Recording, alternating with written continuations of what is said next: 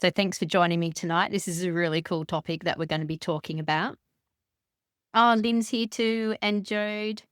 Fabulous. So good to see you. All right. I'm just going to share screen now.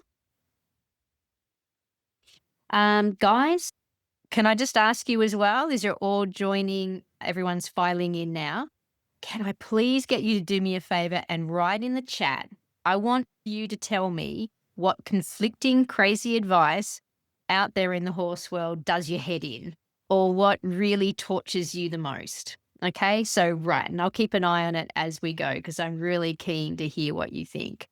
What's the conflicting advice out there that you really find hard?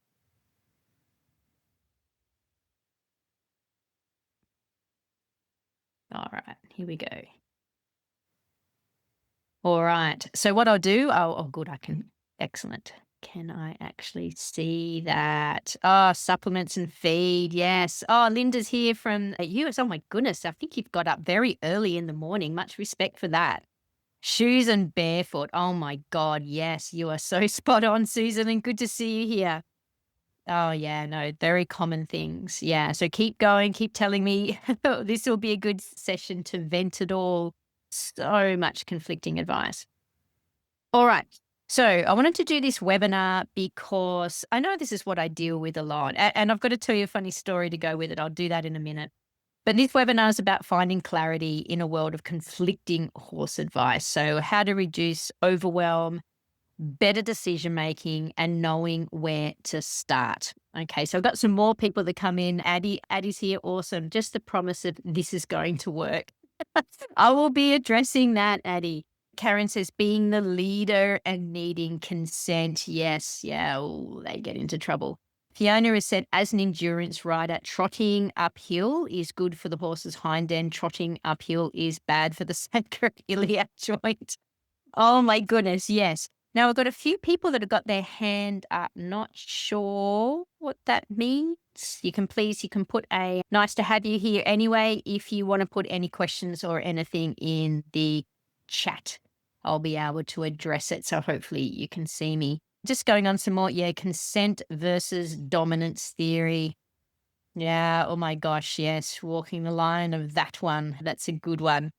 All right, let me get stuck in, but keep giving me some ideas. I'll keep tracking. I'll keep track of it all. Okay, so in today's webinar, I want to address so that you get a better understanding of why overwhelm isn't you being lazy, okay? Because people do beat themselves up. Plus, also, trainers out there will groan behind people's back and just say, oh, people just want the 5-minute fix. I don't believe that now. And I've got a good story for you. Why conflicting advice keeps people stuck and how experts simplify complexity and how we've been able to do it. And a framework for you to be able to filter noise, okay, or get you on a road to be able to do that. And one place I'd recommend every single horse owner start. So just going back here, yes, behavior versus pain. Yes, that's what I deal with every single day. Letitia says making the wrong thing hard and the right thing easy. Yes, a very controversial things, but also quite handy. Everything's in balance. Anyway, we'll move on, but keep going, guys. This is good. I'll keep a record of all those. I might write some posts about them. All right, now let me tell you a story. See this very gorgeous little pup here. This pup is Oscar, and he's our puppy. And I swear Oscar was given to me by the horse gods to teach me a lesson. Because little Oscar was a rescue with not a very good start to life, but we got him when he wasn't super little. This is actually taken on the first day we got him. He was nearly 5 months old by this stage, so he'd had a bit of a life beforehand. And besides being a rescue, he was also really tricky breeds. He's apparently an American Staffy, which you can really tell that, but the other part of him is meant to be Kelpie. So 2 dogs that are super impulsive and super reactive. Anyway, I did, and I kind of had quite a few dogs before, but I certainly training dogs is a lot smaller experience in my life to training horses. And I will tell you now that I believe fully that training dogs is way harder than training horses. And I got a really good argument for that. Because when you deal with horses, you're dealing with reactivity, but with dogs, you've got reactivity and impulsivity. So it actually makes them super tricky. Yeah. So, and this little guy was super tricky. So I got to tell you about leading him. So what I did, I got the pup and I was like really keen to get into the dog training because I have learned a lot from dog trainers. So I went to my favorite dog trainer, which is Ian Dunbar, Dr. Ian Dunbar. He is brilliant. And I bought his course because, like, I support people that do what I do and working through it. And that was all good until we came to leading. Leading. Now, I should be good at leading. Leading's what I advocate. In fact, a lot of this presentation is going to be on leading. Anyway, I did all the preparation for leading and all seemed to be going well. But then I went away for work. And while I was away for work, my husband decided to take him for a lead. It didn't end well. So he had a bit of a negative experience with that. But I suspect that he'd had a negative experience beforehand. And what he did was I don't know how rare it is because I'm not a big dog trainer, but what he'd do when he felt pressure around his neck, and he could, even a little bit, as soon as he felt that go around his neck, he would actually shut down. He would shut down and melt into the concrete or the floor, and he would just turn off. He would just completely shut down. I got him good at home. I could get him good at home by doing a lot of positive reinforcement and clicker training and just really taking him super slow. But as soon as I added one tiny thing to the environment, shut down. So all as I could see is that this little dog was going to take me 600 years to be able to get his confidence and stuff like that with leading. So it was super interesting because it was at that stage I started looking for answers because I was following my Ian Dunbar method. That was very good, but nothing mentioned in there the little dog that just totally shut down and turned into concrete. He just would not, you could hold the pressure for a long period of time and he would just shut down completely, which was just making it worse. So anyway, then this started happening, right? And social media started working out that I was interested in dogs and I had a problem. So I got completely and absolutely smacked with 695 solutions and dog training and this course and this idea and that idea and everything like that. And it was completely and absolutely overwhelming. And so for the first time, I think I really got to experience what a lot of my clients experience. What do you guys out there experience? And it was super interesting experience. And I learned a lot from it. Anyway, let me just go to the next picture because I think this is important. So this was me dealing with my little dog, beautiful little pup that just did something quite extreme in his reaction to pressure around his neck, which can I just say, he leads beautifully now. It was a bit of a journey. But this is the horse. This is the horse that sent me on a bit of a journey when I got really good at horse training. And there was a big difference between Oscar and this is Scooter, right? The difference was this was 2025 and this was 2010. This was before social media. Okay, way before. So even though Facebook was around in its preliminary stage, I didn't have it. I didn't actually have Facebook to 2014. But what I had was the internet and I got websites and YouTube was up and running, but it only had a few things on it. You went and it set you up to be able to land on some information and actually absorb it without this social media clicking in. Okay. So the difference between the two was social media. Now, let me just tell you what's happening and what's actually happening to our heads when this happened, our brains, and what social media actually does. Can I just go back to the chat though quickly? I've got some other really cool things here. So Leanne said, stoic horses versus he's faking it to get out of work. I'm telling you now, Leanne, horses don't fake nothing. Sorry. Deborah, 24-hour access to food versus an overweight horse with ulcer risk. Oh my goodness, these are so good. I'm going to write blogs on these. These are good ones. Okay, so what happened? So what happened with me and Oscar? okay, and why people get stuck and start circling. You know, when your computer goes down and you get the beach ball of death spiraling. That's what I felt like with Oscar faced with his leading problem. And it's like I had just as a good trainer, I had the basics of training skills, but dealing with a dog, dealing with a horse, I'd know how to deal with that. Absolutely. I'd go in and I'd be able to yield a hind quarter. I'd be able to get the horse moving. But with a little dog that's melted into the ground, slightly difficult. Anyway, so why people get stuck and understanding why conflicting advice can keep you trapped, because that's what I was getting. I had all the dog advice about patting their vagus nerve to using a shock collar to just using positive reinforcement. I had it all coming at me. So I just want to explain what happened. Okay. So that's why we really got to get hold of this in our life. We've got to understand what this is doing to us because we are the first we're the generation that's really the experiment for all this. It's never happened before in our lifetime, the control that this is happening over our life. But I really just want to put this shout out to say that horses are a brilliant gift to us. And one of the gift is that the conflicting advice and what it does to us is what I believe a good side effect of this. And getting the heads up about it, I think, is important. So what happens on the social media algorithms is that they pick up you've got a problem. Okay. They're watching what you're looking at, what draws your attention, and God forbid, I swear they listen to you and record conversations, I swear. Anyway, that's for another conspiracy theory of webinar. Anyway, so they see what you're searching, what you're scrolling, what you're commenting on, what you're worrying about. So what it does is it sends you in your news feed more solutions, okay? Not because it actually wants to help you, but because it has a simple plan. It wants you to keep scrolling. It wants you to keep on here. It wants you to stay unsure. It wants you to keep stuck. Why? Because if it solved your problem, you'd get off this.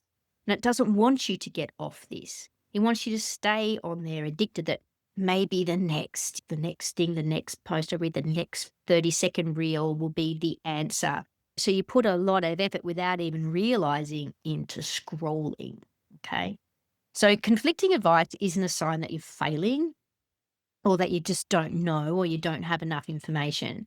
It's actually a sign that your brain is overloaded because that's what this is doing. It's giving us all this choice, all these solutions, and it's messing with our brain. And I've got to show you that actually literally messes with your brain. But clarity comes from focus, not more. So that's why back in the day with Scooter here, I was able to learn so much and fly because really develop my skills, and it wasn't difficult once I was inspired and curious. It was easy. It's because I didn't have a social media algorithm that was doing this, okay? It was not actually giving me cognitive overload and burnout. So the ramifications is you get overloaded people and you're just really searching for certainty. There's so much advice out there. I'll go into more detail about what it does to really do your head in. But you're all searching for certainty. Just say with little Oscar, like I don't have a lot of time to sit down and learn dog. I got a job, I got responsibilities, got this much time. So not only do I have all this uncertainty going on and this conflicting advice, I knew I had to study something, but like I need to be effective with what I study and I need it. I wanted that certainty that it would work. So when you get too much information and too many options, it shuts you down. It literally gets you circling. It gives you cognitive overload. And that's not lazy. That's not you sorting out the problem. And as I said, a lot of my fellow clinicians and experts were saying, "Oh, people are just so lazy now. They don't want to do the work. They don't want to do the work like how we had to do the work. They just want the 5-minute fix." That's not true. That's not true because normally, if you ask, all of us developed our skills before we had this bit of poison in it. Okay. All right. So let me explain. So why you are not lazy, okay, is that what happens when we get this influx of this information coming in off here, we actually get what's called cognitive overload. Your brain is amazing, but it only has so much capacity. It's like a computer, only got so much capacity. And the total amount of information that you're given every time you're scrolling and there's another solution, there's this person, there's that person saying this and this person saying that. So the total amount of information and decisions your brain is holding and trying to process gets overloaded. It actually shuts it down, like Oscar was getting shut down with a lead. We've also only got so much cognitive bandwidth, and your brain's limited capacity to focus, learn, remember, and make decisions. So when you've got this plethora of potential solutions coming in and all these things, and your brain's diligently going, is this it? Is that it? Is this it? At the same time of trying to work it out and which way to go or who to listen to, it's just draining your battery. Okay. And that can leave you really overloaded with information. And there's less left to actually put into learning because learning requires a lot of effort. So your batteries are being drained without knowing it from this. Okay. So you get too much. There's Facebook posts, there's everyone says something different, there's clinics you can go to, there's podcasts, there's books, there's forums, there's advice everywhere. We are not a society this day that has a lack of information. We actually have too much, way too much. And that's actually causing a problem with people not knowing what to do with it or what's fake, what's real, who to listen, what even is a fact. It's just actually made it the zone has so much been flooded that we're almost now in a worse place than we were before the creation of it. So to be able to learn, we need available bandwidth. We need to be able to focus without the constant distraction because our brain's going, God, maybe the next thing that scrolls up is going to be the answer. We need to learn, which takes effort. We then need to practice, which takes time. And we need to have progress. Okay. So what we've got to do is, and the answer to all this, like how we help with this conflicting advice and this overwhelm and everything like that, is we've got to reduce the load. We have to free up the bandwidth to actually grow, to actually work out all these things that you guys are being super telling me about. Okay. Down here. And please keep going if you want to. There's lots. Now, there's another thing we get. Okay. Besides the cognitive load, we actually also get decision fatigue. All right. Because horse ownership is also a series of endless decisions, big, small, constant. All right. So there's no wonder your brain feels fried. In fact, let's have a look at some of them here. Some of them put, I think the best one there is by Deborah 24-hour access to food versus an overweight horse versus the risk of ulcers. There's so many decisions in there. Or the supplements, or is it pain, or is it behavior, or is my horse stoic, or is he just trying to get out of doing work? These are all of these questions here. And of course, when we're scrolling on this, we're reading all the 50,000 different opinions on stuff like what to feed. Oh my God, there's a lot of conflicting advice there. What supplements do you need? Which ones are rubbish? Which ones are good? Which ones are dangerous? Which ones are worth the money? Which ones aren't? I could go on. Should I keep them out or lock them up? Should I put them all out together in a herd or not out in a herd? Or last time I put them out in a herd, someone got hurt and it cost me $9,000 in a vet bill. Am I doing enough? Should I change my farrier? Are they terrible? Are my horses' feed okay? This seriously is so much, so many decisions we have to make just in owning a horse. Then pop on top of this, conflicting advice central, that's deliberately being sent to you to keep you connected to this device. Okay, so it's not really out to help you. I'm not going to completely bag social media. It's got some good points and bad points, but really what's happened, it's really being turned and crunched with the social media world of learning how they can really get in and manipulate us and sell things and make us and sell. They sell our attention. They make money out of our attention. And they're very good at it. Okay, so, let me just go back here. So why horse advice becomes confusing. This is another reason, all right? This just adds a layer on top. And Oscar, I can really put into this bracket as well. Because sometimes you also get partial success, okay? So sometimes you watch a reel, right? And some of that worked, okay? And it might have worked once and then you went out and did it the next time and then it didn't. Okay. Which advice do you keep, which you don't? Okay. This person said something that was really helpful and helped you see things and that was good. Do you then go and invest in them? Do you whatever? And then you'd really like someone face to face, but you can't find anyone in your area that does that. And In fact, there's no one that actually does any coaching or help. Like, where do you put your focus? Okay. One trainer says this, another trainer says whips are horrendously awful and you're a bad human being for doing it. But you did something that made no difference. You did this, that worked amazing. Oh, this helped a little bit, but your horse is now biting. God, that made it worse. It helped one day and then didn't. But someone else says this. So you get all this conflict, right? Conflict in your mind, conflict in your experiences. You get doubt, you get second guessing. So partial success and mixed results. And then the constant comparison you've got to how it was before, how it was with this horse, what's your friend doing, everything like that is it's no wonder that it's super confusing. All right. Now, there's another reason here that I really want to highlight down here. There's another reason that makes this even more difficult is that your life just isn't horse. It's not. You've got lives as well. We've all got lives. So we're all juggling work, family, finances, riding time, and everything in between. And you just don't have endless time or energy to test anything or to try it out. You've got this narrow little window. So just say with your horsing, you've got this narrow little window, narrow window of financial capability of what you can spend money on, narrow little window of time to yourself that you're trying to juggle. And you want to do the best by your horse. You want to know where to actually put that time. But this is doing your head in, this is really hard. And not to mention, this is also delving into all your other problems and stuff in life as well. So it's doubly, triply tying you to keeping searching for engagement. Okay, so what we need is we need clarity, not more confusion. Okay, and that's all well and good to say that, but what do we do? So hopefully you've got all that. You can give me some feedback if I'm talking to you or not, okay, about what's happened in this day and age when it comes to horses. And I'm sure, I bet, tell me if this is true. I bet lots of you there are going, it never used to be this hard.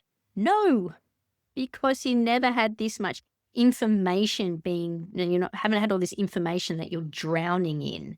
You'll think back of the time when you were younger and it was just like, I didn't have to worry about all this or ideas put in your head or second guessing yourself and things like that. It wasn't because it actually didn't exist. It wasn't that complicated. So please, if that sounds like you, let me know. So that's what's happening.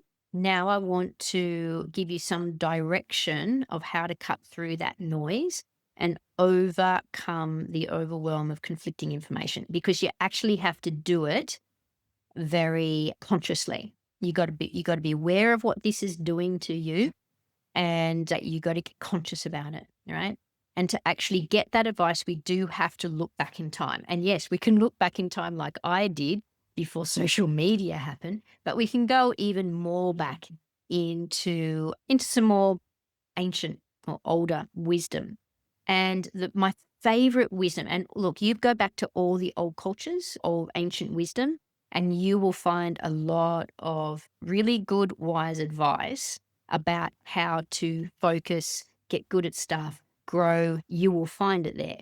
But my favorite one happens to be this. It actually comes from Japan. I'm just going to have a look here. Karen just said, it's hard to sift through all the information and work out what's good information until you found the calm, willing, confident, Horse Society in the Reboot program. I'm glad, because that's my job on this planet, is to be a filter for you guys. Okay, so let me just tell you about this really cool Japanese philosophy of mastery. So how do you get good at stuff? Okay. And they have this term called Shu-Ha-Ri. And it gives you that direction. How do you get good at stuff? All right. How do you work out what works, what doesn't? It requires you, the first thing, to actually find a master, find some pathway, okay? A mentor, whether it be an instructor in your local area or someone you found online or someone that might visit your area a number of times per year. Find the person, okay? So Shu of the Shu-Ha-Ri is all about finding a foundation, finding a master and following their path. Okay, I'll explain this more in the next slide. Okay, and absorb yourself in that particular path. All right. Then What you work out. So what I try to do, what I try on the next slide, I'll show you, is that every master has like basically, if getting good at something is climbing a mountain, getting to the top, every master has a path up the mountain. Learn that path.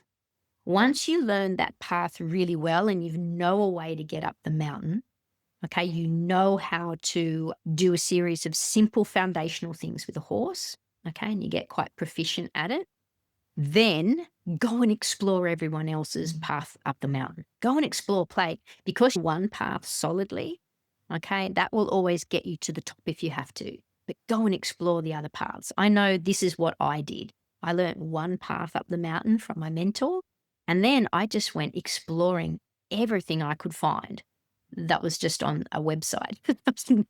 There was not much, there was no social real, I didn't have it to 2014.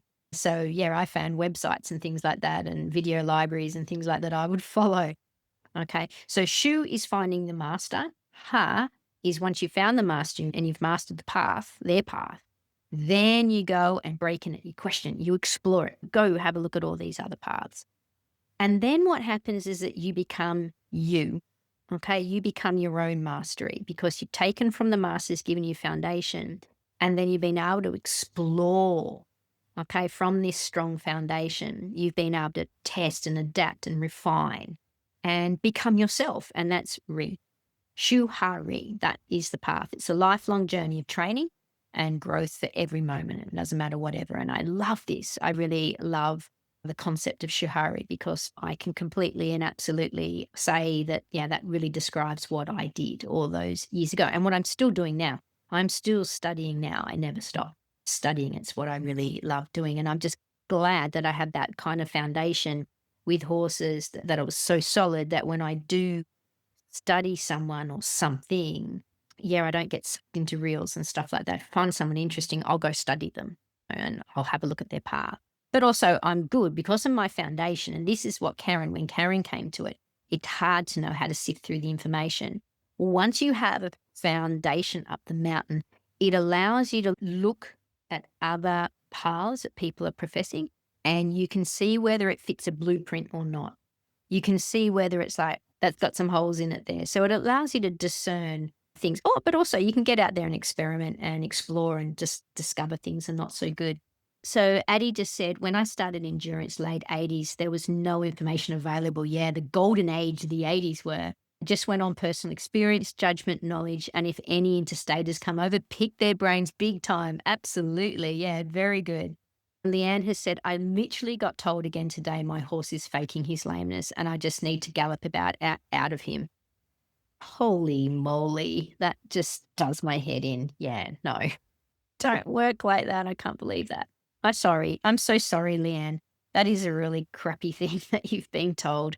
Horses don't fake lameness. They can have a bridle lameness, or you can have lameness from a saddle, which is super interesting.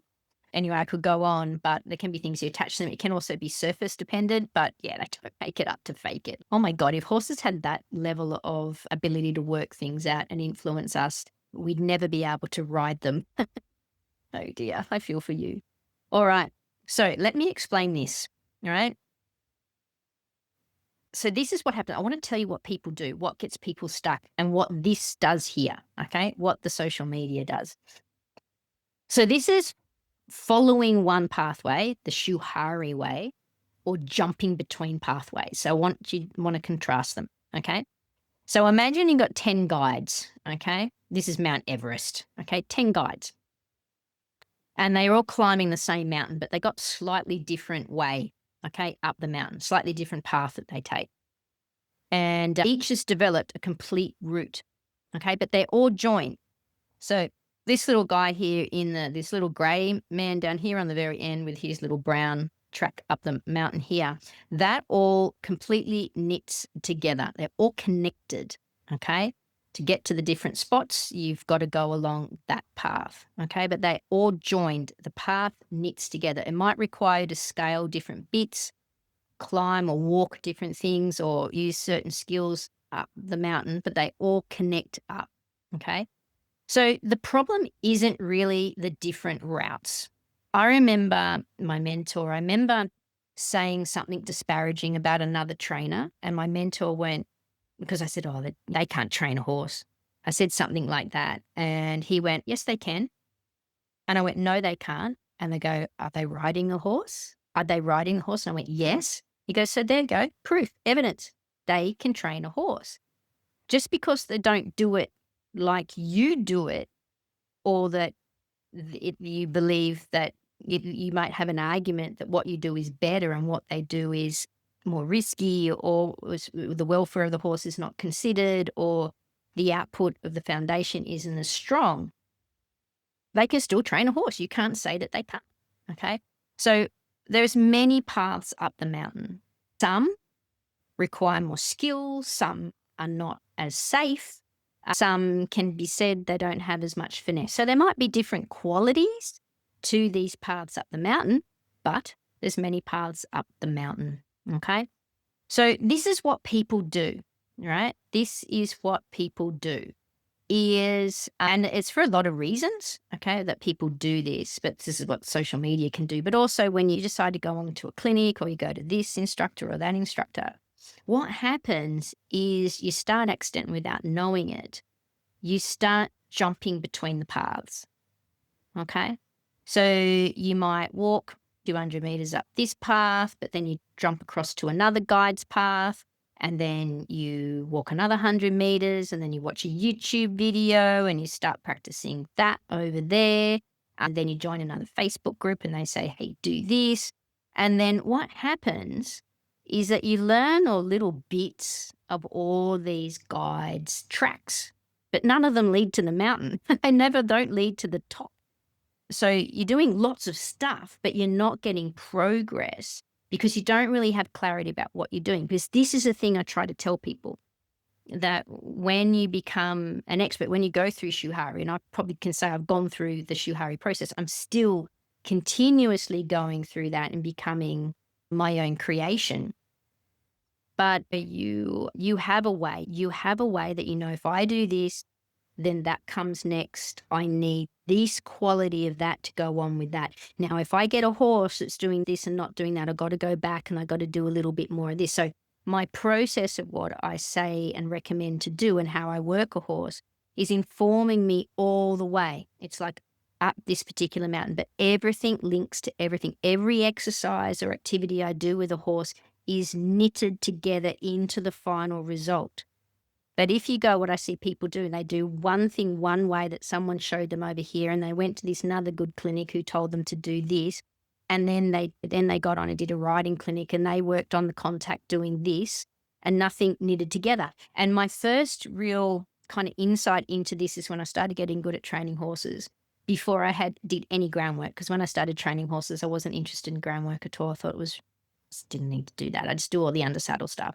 And I got really good at making my horse nice and soft when they used to be very hard-mouthed.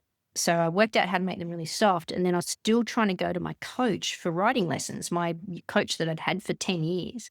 What would happen by the end of the lesson, he was hard in the mouth again, because her way of doing and what she was getting me to do was unpicking or destroying the training that I was doing by myself. So I discovered it wasn't compatible. And what happens, a lot of these things are not compatible, but they're not knitting together. The other thing that I have to tell you, and I think actually Fiona's just said something really good here. Fiona said, what if out of the 10 guides, only 8 make it to the summit? But when you're at the bottom, how can you tell which ones? That's just what I'm about to say. And I should note that Rachel said, once upon a time, there were books which were edited, unlike social media. Yeah. Yeah. Hard times. Yeah, really hard. In some ways, social media with videos can be quite good, but yeah, it's just you always see the edited version. It's like with horse training, how I like to say it is, because I know be some things that if someone videoed me at a clinic and went and put that on the internet, there'd probably be some outrage because I had to deal with something really tough with the horses doing something quite dangerous. And when I had to apply a bit of pressure to get the change and then the change. But I go, if you just put up that little bit there where I had to challenge that horse that was doing the dangerous thing, that'd be outrage. So what happens is that people put up really curated videos. It's almost like a beauty filter for horse training. The only thing is the beauty filters aren't real, and neither is the curated horses being trained as if it's all perfect, wonderful, and super easy. Yeah. So yeah, very good point. Now back to Fiona's point. How do you pick your guide? Because this is the truth. I say that out there in the world of horse trainers or people that can help you, masters, mentors to pick from, is that I call some of them are just influencers. They're not actually trainers. And I can pick it a mile off by what they say. People that make really black and white statements like whips are bad. You can never use a whip. And it's just like, you haven't worked with a lot of horses, because I never discount any tool. Never, because as soon as I do, I'll come across a horse that particular tool saved its life, or a really difficult situation, because our ideologies do not extend to the horse. It's the horse that will determine what will change or influence its behavior. And yeah, I remember years ago learning that lesson big time from a young warm blood mare called Ruby. And yep, she taught me that just because I wanted to go softly was not going to change her mind at all. And she let me know. So that was a good learning experience for me, where it's just like, it's not my ideology that counts. Yes, I'm going to go with my way of doing things, but I got to be skilled in a whole lot of things, because the horse is going to inform me what they need to be able to change their mind. So some influence aren't actually climbing the mountain at all. They're actually diving into the social media thing of getting you stuck, keeping you feeding off them, because they create a tribe, they create the community, which I'm going to talk about next. So they're giving you that community and that feel good, and also an excuse to not progress with your horse. You're failing, I don't want to say it's failing, but you're failing to progress. And they turn it around to try to make you feel good about that, because they can't actually get you up the mountain. They just circle the mountain, discussing how the mountain makes them feel, and being all moral superiority and stuff like that about what they're doing. So a lot of that goes on. So it's really super hard to pick it. And I do a particular portion of my posts that I write, I do try to just put little signposts to people to try to say, oh, says this is the reality of the situation, to try to point out the reality of certain situations. Because when I started doing what I do, I was mainly dealing with horses that had problems due to being what I call flag fried. They'd been overflagged. They'd had too much respect flagged into them, that they were all really nervous wrecks, and they'd learned to pull away from people, and they were super defensive and scared because they'd been over make the right thing easy and the wrong thing super difficult. And I had a certain problem set. So I was working with horses like this. Now, today, I deal with the opposite. I deal with people that are doing nothing really with their horse, nothing really soft, gentle backing way, letting the horse have a choice. And I can tell you now that the problems I deal with today from that end of the spectrum are way more dangerous and destructive than the other. They're really hard to unpick. And so that's what happens. Yeah. So it's out there, both ends of the spectrum. Whereas myself and there's a whole lot of other really good trainers out there that know our way up the mountain. We really do we sit in the middle. Okay. We're very skilled. We've got a full toolbox. We're not going to be black and white. We're not going to discount things. We've got open minds, but not so open our minds fall out. And we want people to progress. We want people to be safe, mitigate risks, and get this, ride their horse. Find a horse that's suitable for them. Okay, the other thing that I learned recently was this. I have my fabulous community, love to all my Calm, Willing, Confident Horse Society members out there, because they really identified something really important. I gave a survey about a month ago now about why they think they get stuck or struggle. And they came up with this incredible insight that it's disconnection.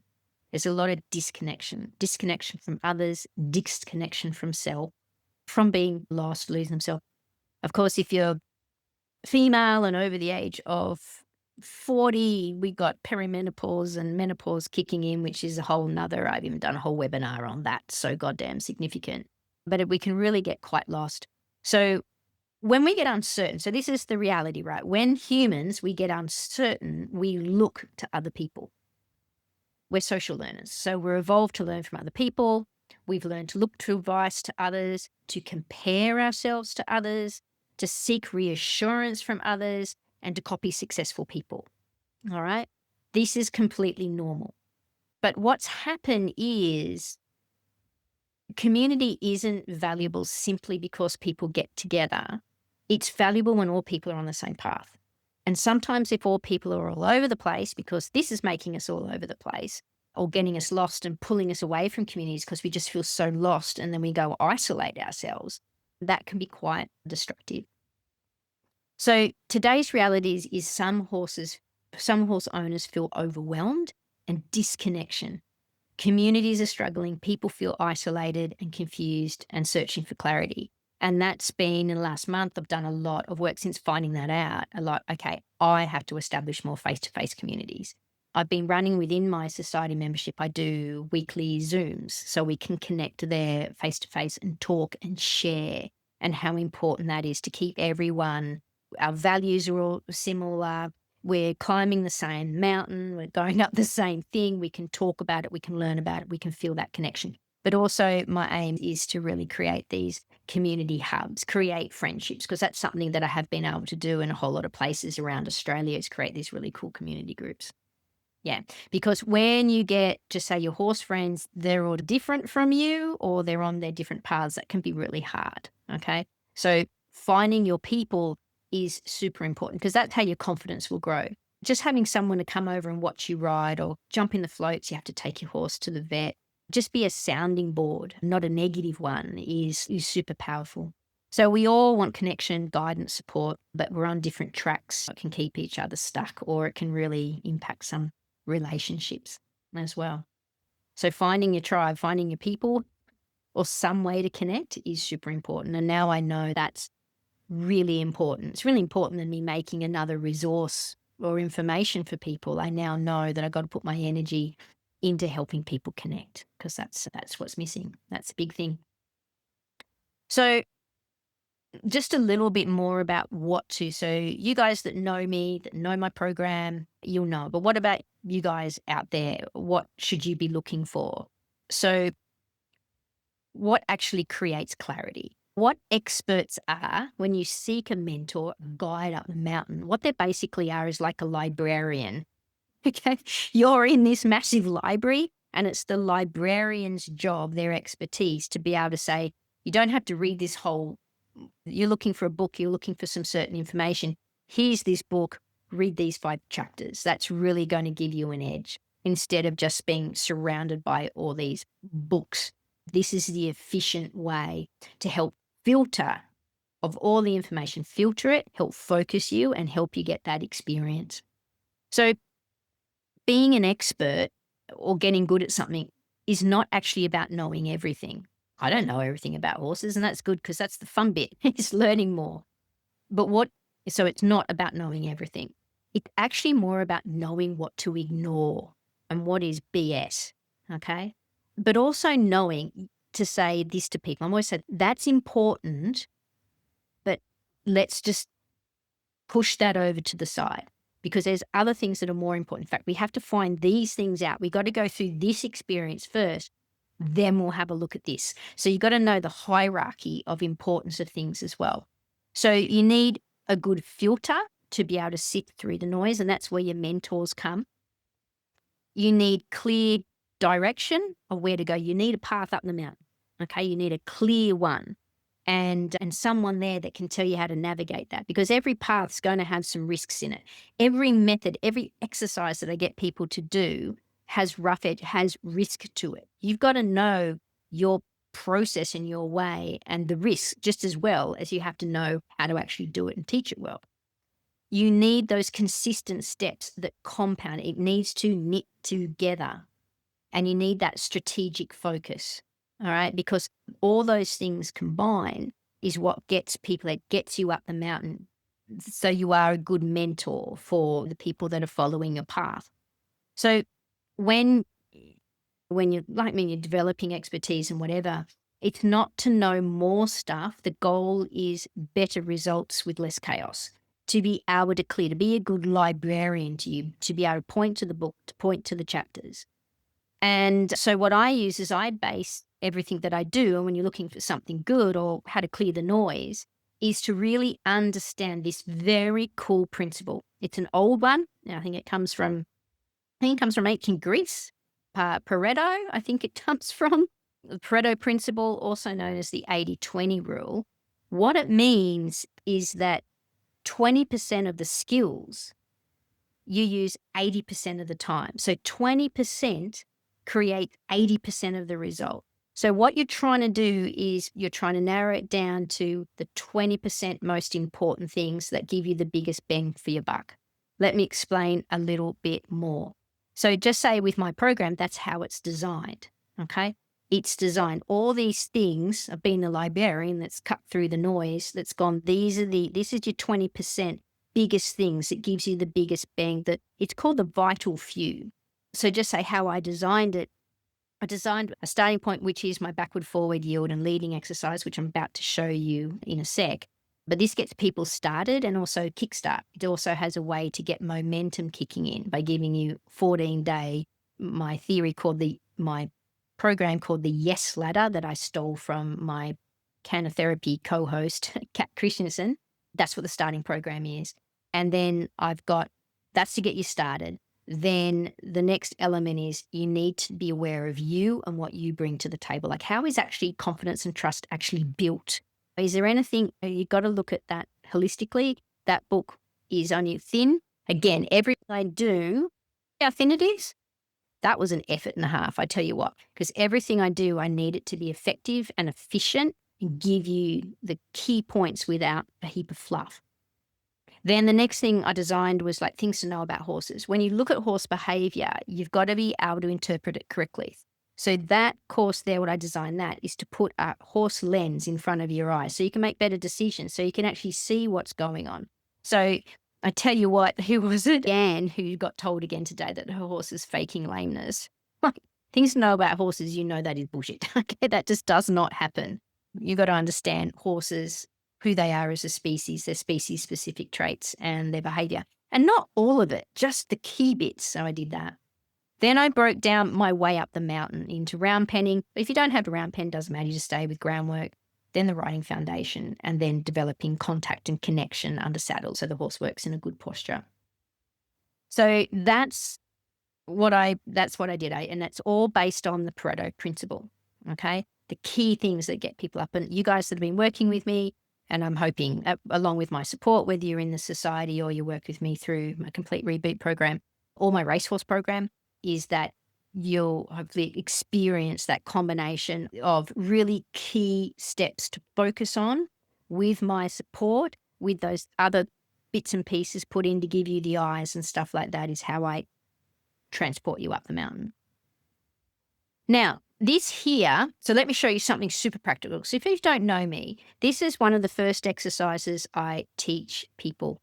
Leanne has just said, luckily I know better now, but I only got my first horse 2 years ago, and ashamed to say I believed them then. And that's a really good example there, Leanne. Why would you not believe them? They were the kind of the mentor or the expert that you put yourself under. So there's also got to be that, and that's good. Obviously, you moved away from that.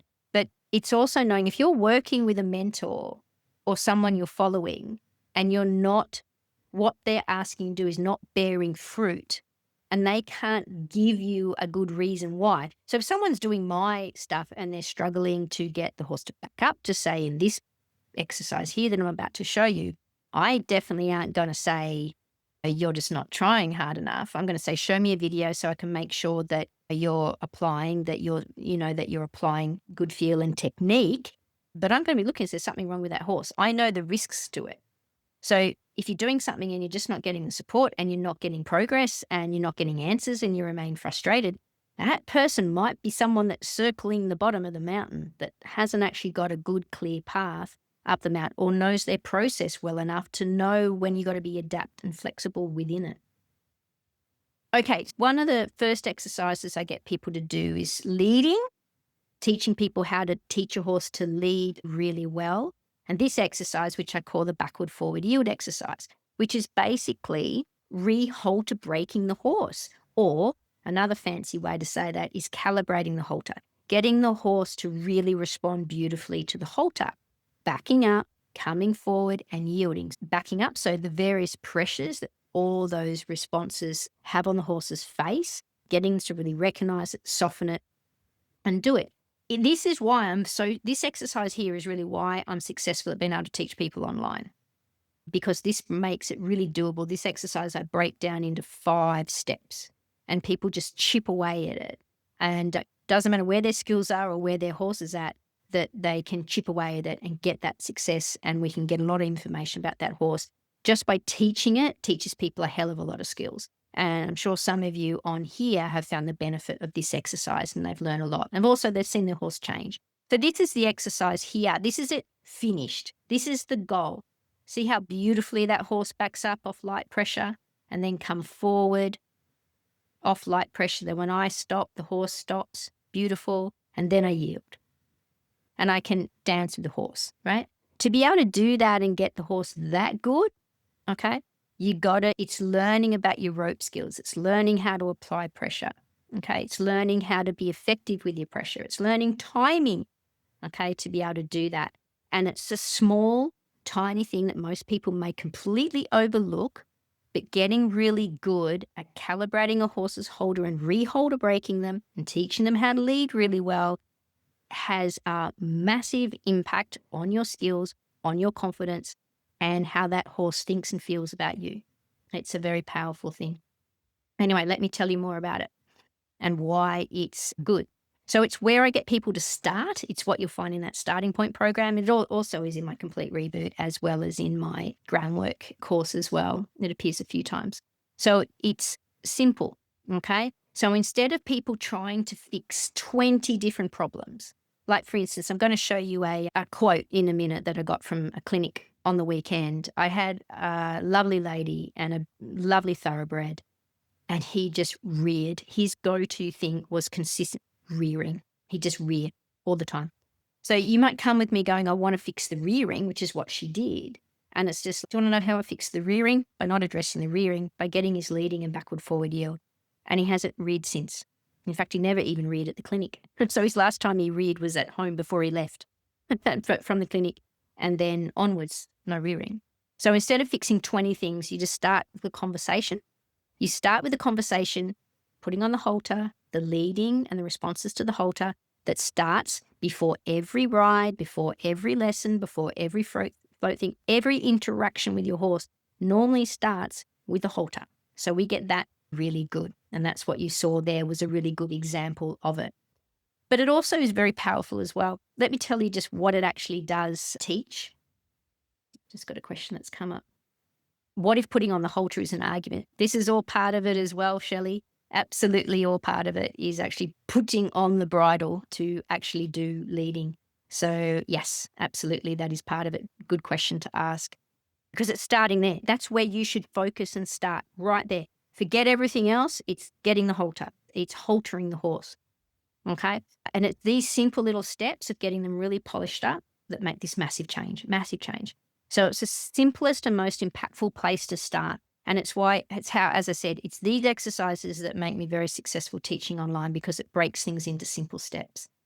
And it's also the step everything else depends on. If you can't hold your horse or you've had a fight to halter it, and then you've had a fight to lead it, and you've applied a lot of pressure in a real argument, and then you have an argument, put your saddle on, you've just had this whole negative encounter and argument with your horse before you get on them. And so they, as I like to say to people, it's like you want to go out for a romantic dinner with your partner, but you've had an argument getting dressed, you've had an argument in the car, and then you want to sit down and have this romantic, lovely dinner. It ain't going to happen because you've got this negative sentiment override that's happening to you. So doing this exercise teaches you a lot about how horses understand, how to gain their attention and their focus, about what actually does emotionally regulate horses. It builds confidence. It also teaches you about physical discomfort because this exercise is also one of the reasons it's the first thing that I do with them, because it is a diagnostic tool of whether something is wrong with them. Okay? If something is wrong with them, they'll struggle. If they've got something wrong with their hind end, they'll struggle to back up. They'll need a lot of pressure to back up, or they might not be able to yield. Okay? Or they might get very bitey. when being asked to do it. So it just gives this plethora of information before and I can get people going to the vet and sorting their horse out very fast and getting what they need because they have actually got, which someone just wrote earlier, pain versus behavior right up front. We can put that on the table.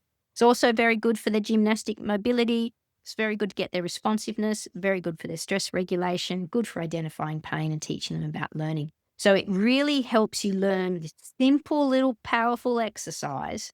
Simple little powerful exercises teaches you. It teaches you how to teach horses, teaches you how to apply pressure and communicate with it. It teaches horses how to learn from you, okay, and learn from pressure. How to follow, feel what that actually means. You get to practically do it. How to nurture a horse's focus on you, because it's not just doing the exercises, my friend. No, you're teaching other things at the same time as the exercise. The two big ones are the horse to focus on you and wait. And of course, they're becoming so heaps softer. And I tell you what, horses have much preference for being with people that can work with them with as little pressure on them as possible, little adversity pressure on them as possible. And that's what really good training is able to do. But it also teaches you about communication, what horses actually read. It teaches you about timing. It teaches you about your release of pressure is really important and what it looks like, what you have to do. It teaches you about thoughtful escalation of pressure and how to be effective. It teaches you to observe and listen to the horse back, okay? And it teaches you about decision making and how to recognize when behavior is actually telling you something important, okay? So the key takeaway is that I get people to lead well and do this re-halter braking, this calibrating of the halter exercise that I call the backward-forward yield. The goal is not just to teach the horse to lead or respond to the halter. That's a lovely outcome, okay? But the goal is to build this communication system that's going to set up every other skill and response that's built on it all the way up to flying changes. So it is base camp at the mountain it's where the path starts and knits together. I think I got another one here. What type of halter is best for using this exercise? I use a rope halter. Rope halter is a training halter, and there's reasons for that to do it. They're very effective with pressure than a web halter. However, my whole goal is to be able to get them tuned up to very light pressure, and then I can put the fluffiest whatever halter I want on them. But I use a rope halter in training, and I like stiff rope halters, not soft ones. I find soft ones can burn. Stiff rope halters sit off the horse so much, so they don't rub as much, and they tend to be more effective. So that's my choice. That's my preference. Okay. So here are just some, let me just get rid of some things here. Here are some quotes. Okay. So the first client. So I had a clinic and we just worked on, and I gave them all a choice. The first client wanted to work on with it because they were already working with me. They wanted to work on leading and backward forward yield. And then they inspired everyone else in the clinic wanted to do that too. And this is the feedback that they gave me. So these are quotes. This morning, leading P, I just for anonymity, back to his paddock for a well-earned rest. His new leading skills intact, which meant this horse stayed off her shoulder, stayed behind, stopped when they stopped, slowed down when they slowed down, and was a joy to lead, which they hadn't been before. So leading became this calm, safe, and enjoyable experience, and it wasn't before.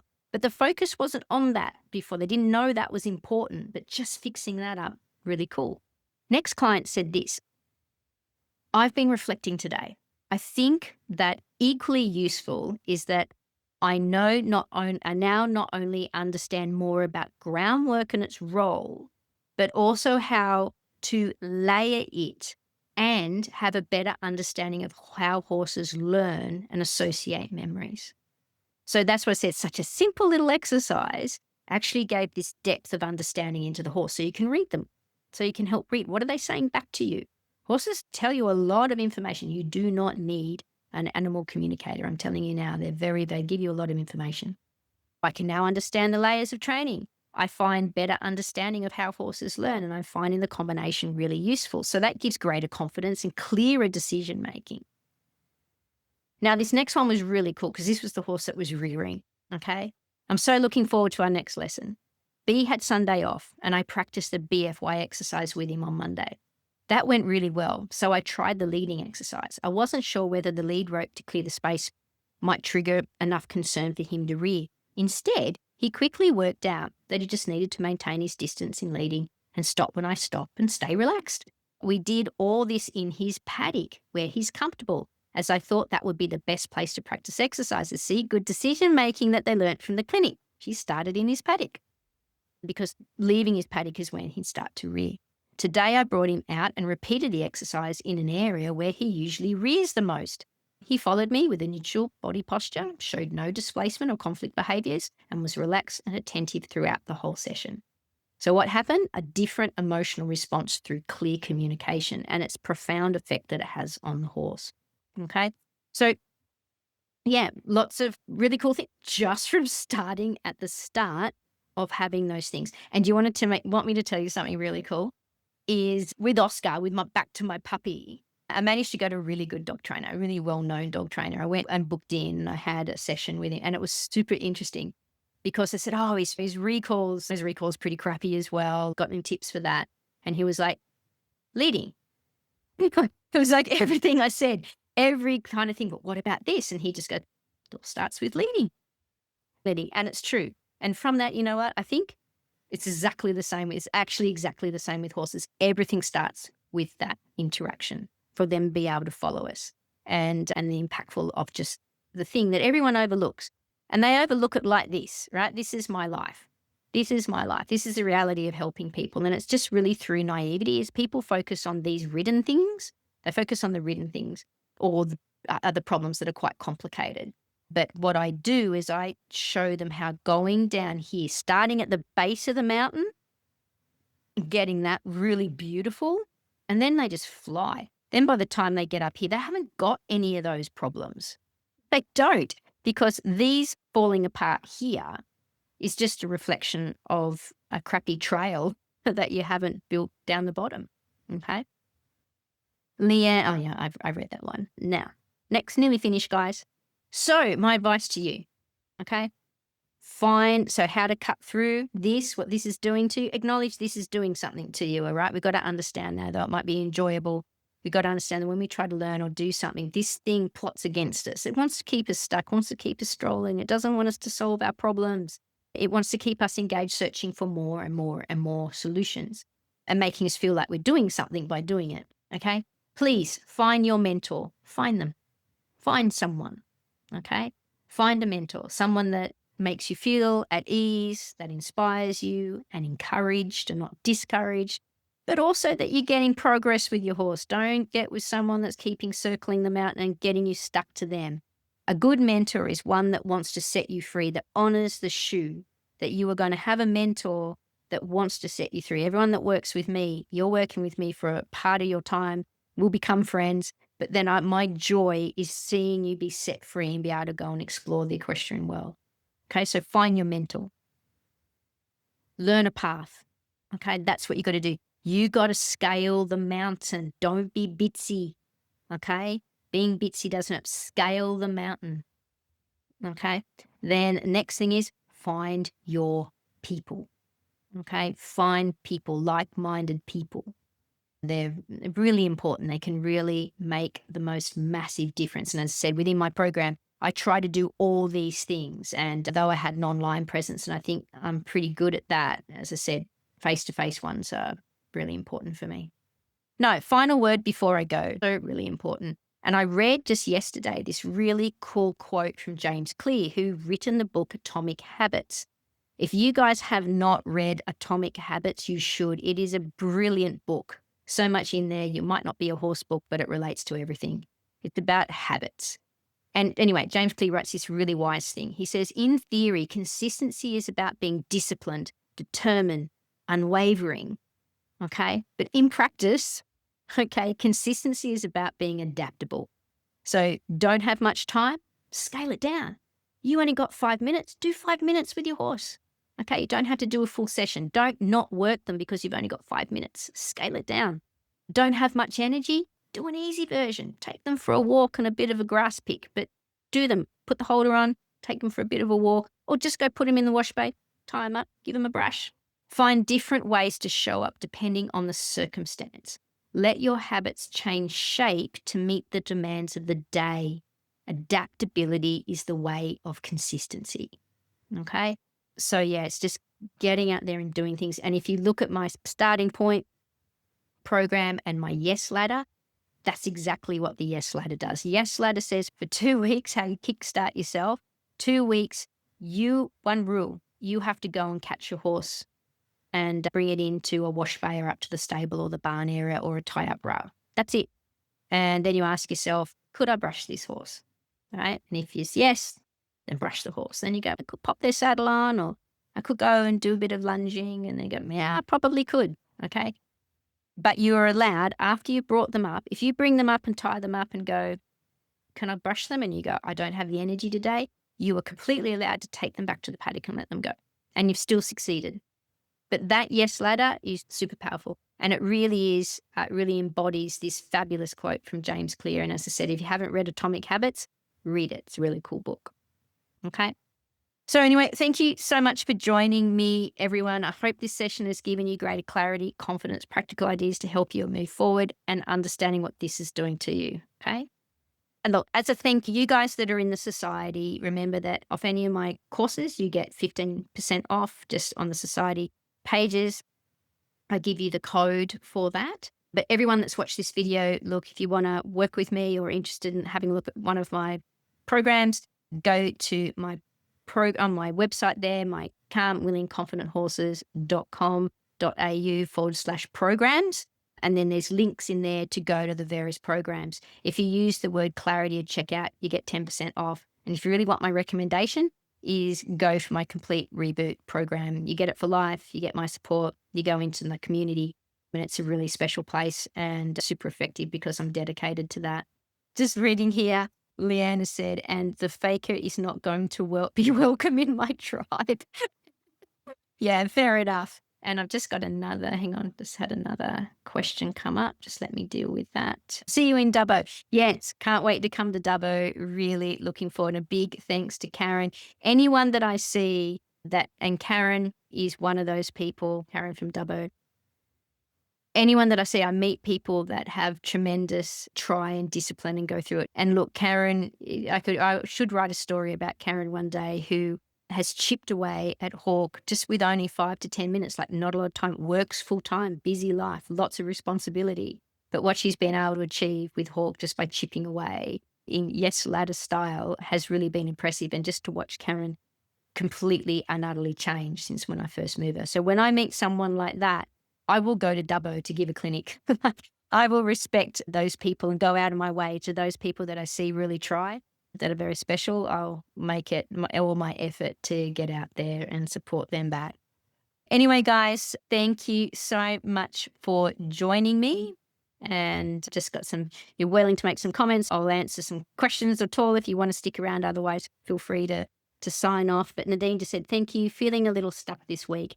The herd next door to my horse's paddock have all been moved, and the blueberry farm has been built over the last month. I think I've gained from this, keep it small and build it up again, mountain. Yep, that's the way you got to do it. And also, Nadine, if you can change around in your head, a lot of people have that. They have this change of environment. Remember, I was working with one lady, and the neighbours had decided to fill in a big hole or quarry kind of thing in their backyard. It's quite a hilly area, and they were flatting in it. So for weeks, trucks were driving in, dumping rocks just next to her arena. And it was just terrible because it would just really spook the horses and everything like that. And I said, we got to turn this around. We got to turn this into an opportunity. We got to turn this into an opportunity of what are we going to do this? This is a great opportunity. Let's deal with this. Okay, we might not be able to ride, but let's get curious about how good we can get our horse good with rocks being dropped off the back of a truck. Anyway, we could by having that attitude. So yeah, keeping it small, build it up again. It's just that consisting of doing those little things. Don't just not do anything because of all the change in the area. Just do things that mitigate risk. Groundwork, okay? Simple things. And I said getting the horse's focus. So big thing about exercises is getting a horse's focus, which is what my backward forward yield exercise does. To focus on you, not all this change, you.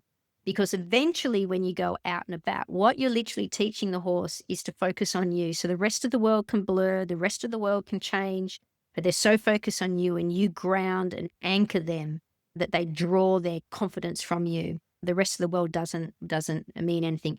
And that's what everyone wants. That's what those people can get on and ride their horse, and their horse anywhere, and their horse doesn't seem affected, is because they've established that connection to themselves. And that's practically what connection is. So good luck with that. Letitia said, thank you for the great session. Lots to consider. No problem. My pleasure. Jody says, I found the exposure thing so exciting to work on. Jody Ryder is a fabulous young trainer in Western Australia who I absolutely adore and I'm very proud of. I've been her mentor. And her thing is desensitizing or getting horses exposure to stuff. She is the master. I think, Jody, what's your page called? Ned Adventures with Ned or Out with Ned? Anyway, she's on Instagram and on Facebook. And she puts up great examples of how good she gets horses with exposure and stuff. You are the man. Yes, Exploring with Ned. Type that one in and you'll get to see some really fantastic, beautiful trainers. I'm so proud of the trainer that Jody's become. And Nadine says, much appreciated. My pleasure. Leanne says, permission to do small things and accept that some days that's enough is a huge mindset shift to me. Absolutely. It's the way forward. I have a rule. You work with me. The rule is, does that look like a horse you get on? If your answer is no, you're not allowed. Okay.